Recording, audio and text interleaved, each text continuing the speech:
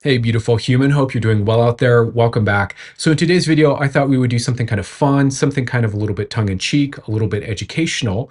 And I thought we would oversimplify therapy for the purpose of understanding it more clearly. So that's exactly what we're going to do in this video. So in this video, I'm going to help you understand what the two fundamental core aspects of therapy are from my point of view. It's just one person's perspective here, so that you can better understand what your own healing process involves and looks like. So without further ado, let's go ahead and get into it. Okay, so before we get into the content here, let me just give a little bit of context and a couple caveats here just to cover my bases before I get into this. So yes, this title is slightly clickbaity. I'm playing with grabbing attention here. I'm also wanting to serve people and really serve by creating clearer understanding by simplifying the complexity. Sometimes I think that the need is so great out there with the mental health crisis and what's going on, and the therapy landscape is so convoluted and complex before you add psychedelics to the mix, and then you add psychedelics to the mix and psychedelic therapy, which is this whole wild west of different modalities and approaches and integrations, and it's a mess, right? It's needlessly complicated. And I realize there are millions of people out there, and probably you're one of them, who are trying to figure out how to either heal themselves or what healing looks like for themselves or what it means to improve your mental health. So my intention here really is to serve and help the bigger picture of people having access to healing and well-being and clarity and connection. And that includes not only to ourselves and to our process, but understanding what this process looks like. Okay, so that's where I'm coming from here. I'm not trying to just be dismissive or rude or insensitive to the massive amount of education that goes into being a therapist, or the legacy and the history and all the different branches and modalities. It's truly an impressive branch of human knowledge, right? So I don't want to misrepresent that by grossly reducing it, and yet that's kind of what I'm going to do here. Okay, with that being said, if you're a therapist, please don't take offense. I'm not trying to be rude, again, or dismissive of this profession. If you are a layperson, you're not a therapist, you're someone who's interested either in healing yourself or curious about psychedelic therapy, my intent, again, is to serve you and to help you and to clarify here for you. If something is unclear in what I say, though, please leave a comment in the comment section down below. Realize, of course, that this is for education and for entertainment. This is just to help you better understand yourself in this process. So please take it in context, take it with a light heart and an open mind. And with that being said, let me share with you from my perspective, which, again, let's be clear, I'm not a licensed therapist. I am a trained hypnotherapist. I'm a trained NLP practitioner, a trained coach. I'm a student of therapy in order to be more skilled in my coaching work, but I'm not a licensed therapist. So let's be clear about that too. Caveats out of the way. Hopefully, with that being said, perhaps something I'm about to say here will click for you and will be useful. For me, this has been really important to wrap my head around. Last thing I'll say about this before we get into the specifics here. The way I arrive at this kind of thinking is very much looking at first principles, right? So I approach studying any of this stuff and figuring out how to heal ourselves and help ourselves through the lens of first principles, which means I'm peeling back all the layers of complexity down to what is the core, bottom line, functional piece of either knowledge or mechanics or set of understandings, and what are the core assumptions in those fundamentals. And are those core assumptions correct? Are those core assumptions accurate? Are those core assumptions complete? Are those core assumptions, et cetera, right? This is how we innovate. This is essentially the 80-20 principle, if you've heard of that, applied to, in this case, therapy and therapeutic concepts and models, right? So the way I'm approaching this is very much, okay, a lot of what I've learned, if I can be honest here, over 30 years of using psychedelics and studying personal development work and doing all these trainings and coaching trainings and NLP trainings and hypnosis trainings and somatic therapy trainings and all this, right? A lot of it, it's like I've just crammed all this stuff in my head, including, of course, all my personal experiences with psychedelics and all that, right? And a lot of what I'm doing to teach you here is I'm unpacking what I implicitly know. and trying to make that more explicit for you. So I'm taking stuff that for me is kind of unconscious, automatic, assumed, built in, baked in knowledge. I'm trying to unpack that and make that clear to give you principles that maybe you don't have that can make the difference for you, right? So a lot of what I'm speaking from here is both about inquiry into the first principles of therapy, which is what I'm about to convey to you here from my point of view, but also about unpacking unconscious learning and turning that into a conscious model for you to understand better how to heal yourself and how to do this work. Okay, ramble over. Hope that makes sense. Let's go ahead and get into the first of what are really just two core principles in therapy, the first of which is co-regulation. Okay, so let's dive into that. Okay, so let's start with the first of the two, which is co-regulation. So if you're not familiar with what that term means, what co-regulation is essentially the using of relationship, basically. So it's when two or more people come together in a trusting, safe, connected kind of way, right? Where there's a safe, connected, trusting relationship in order to help at least one of those people to move through a difficult emotion, right? So this is being emotionally supportive to another person. This is a mother soothing a baby when the baby's crying and helping the baby to feel safe and comforted and connected. This is a best friend being there to be a shoulder to cry on when the other friend is going through a really tough moment. Co-regulation is using relationship and mutual connectedness and mutual awareness, feeling seen and heard and connected to unburden or move or process emotions, essentially. Or at least that's how I understand it. Now, the thing to understand about co-regulation is that it is an evolutionary piece of wiring. It is how we are organized as human beings, right? So human beings are, roughly speaking, tribal, social animals, right? And we're highly social. And therefore, it makes good sense that the way we're born and the way that we're wired to manage emotions is also in that social wiring. And this seems to be the case.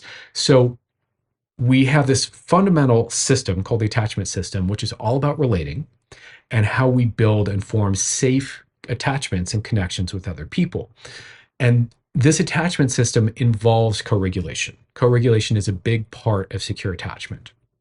So what I'm saying basically is that we are wired for and built for this fundamental leveraging of relationship and connection to process emotions, right? This is how we're wired. This is from moment one, baby cries when it has needs to be met so that its caregiver can come meet those needs.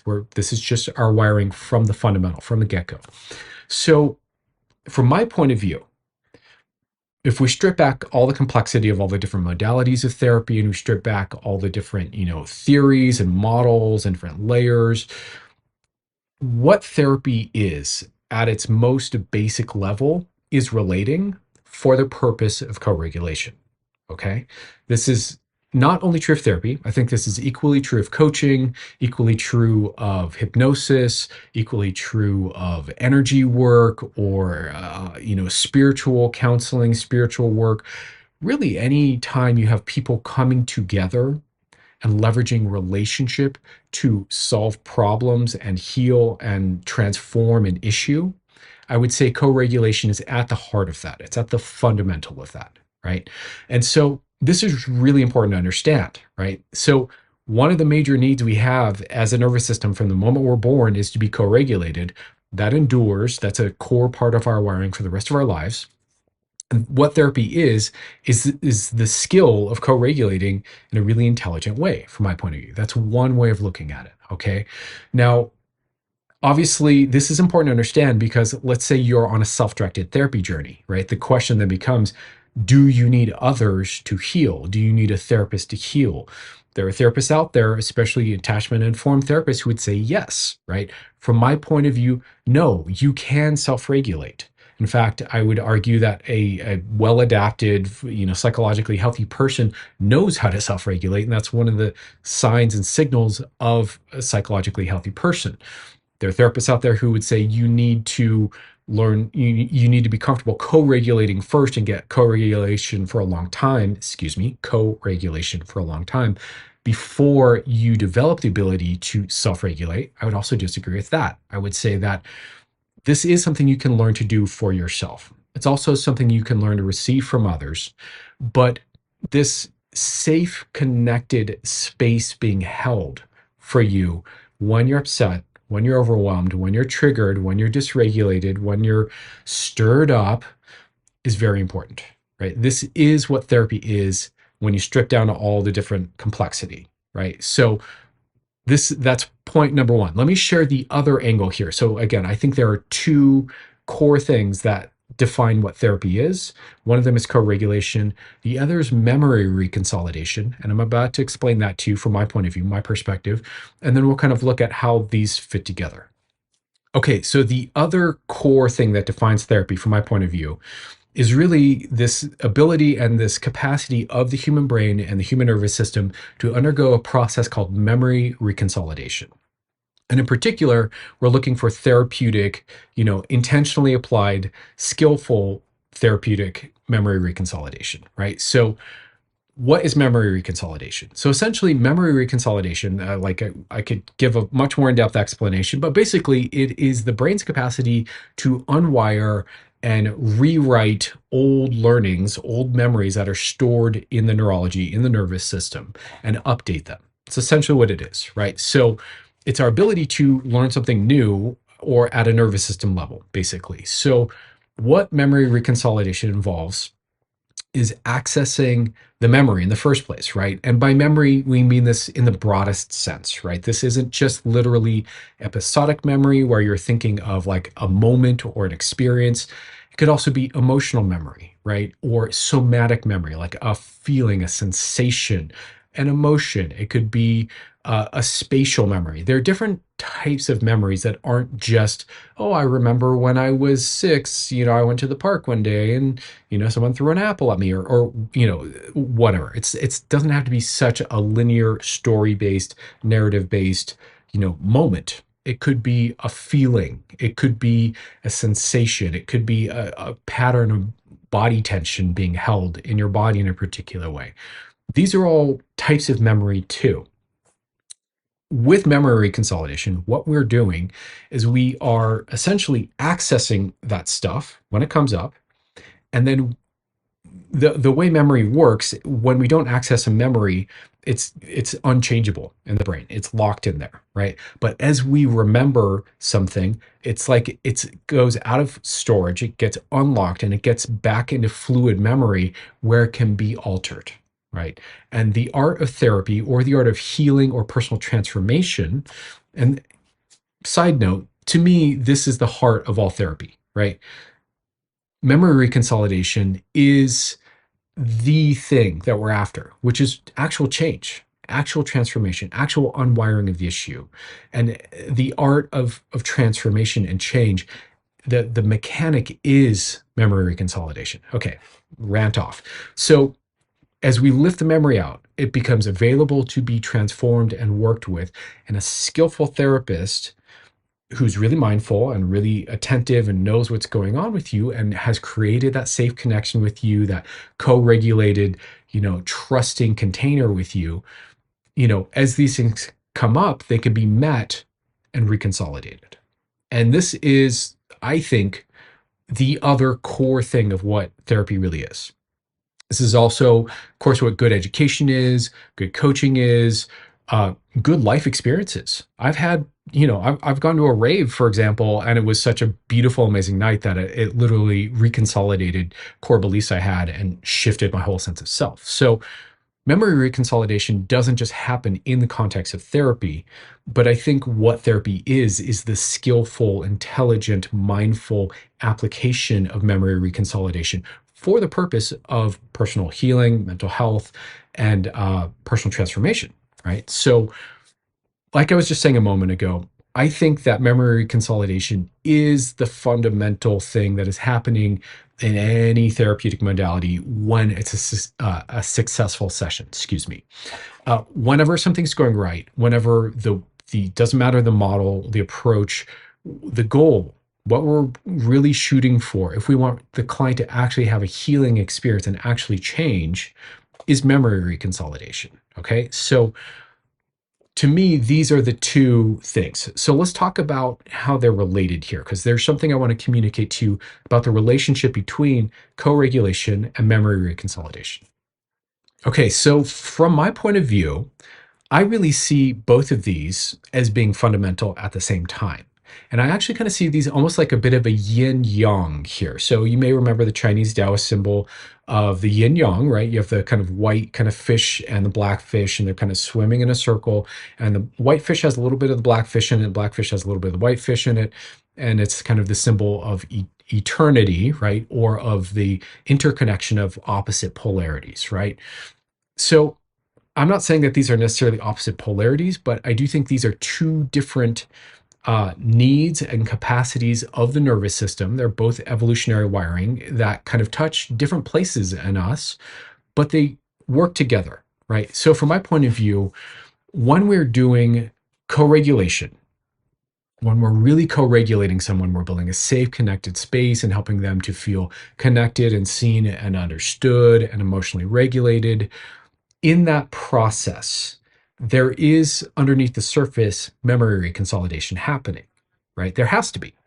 Otherwise, it wouldn't necessarily have that same relief. It wouldn't have that unburdening, that release of the charge, right? So if you think about it, when the person's neural network is lit up around whatever trigger or issue or pain or fear or whatever it is that's up for them, and then they are met with a different energy, right? They're met with safety. They're met with being heard, being supported, being attuned to, being paid close attention to, being allowed to feel what they're feeling, right? Suddenly they're met with a different energy than just this triggered energy. It's going to rewrite that triggered energy, what's active for them, and it'll start to undo it, right? So in co-regulation, there is memory reconsolidation happening. By the way, side note here, I wasn't planning on doing this, but my course that is linked down below, both the free and the paid versions, this is what I'm teaching you. I'm teaching you how to self-regulate in a way that reconsolidates, right? That this is exactly what I'm teaching. This is the heart of what I want to show you guys. So I'm making a course about it. You can go join the course and learn how to do this for yourself in depth. But okay, I'm not here to promote the course. Just it's worth saying because it's highly relevant.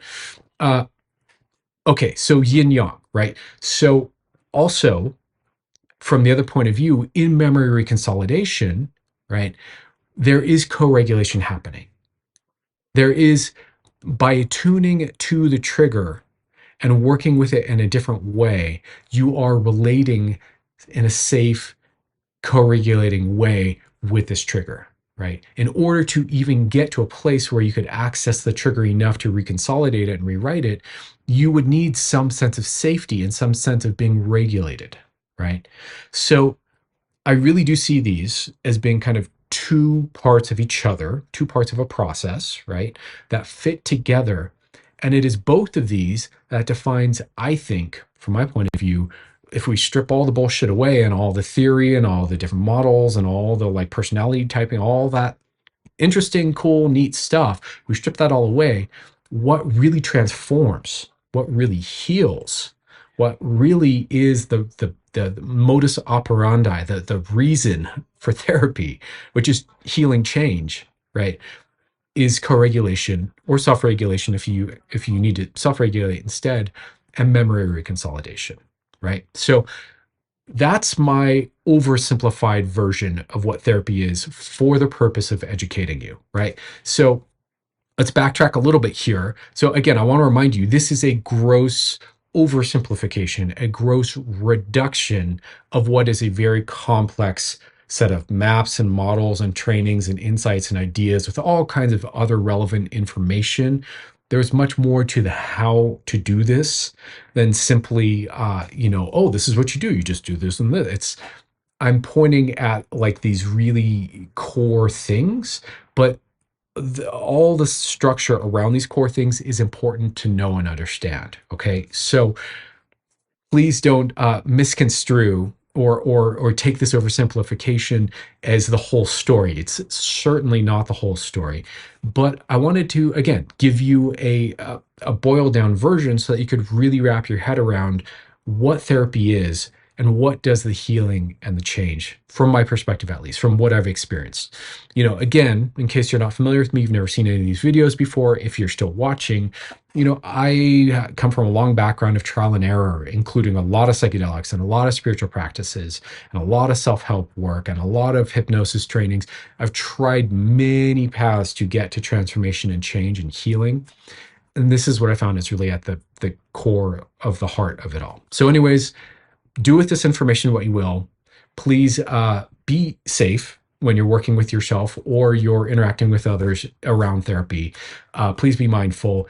And yeah, hopefully this is helpful and educational in some way. And I'll see you guys in another video in the near future. Much love to you all.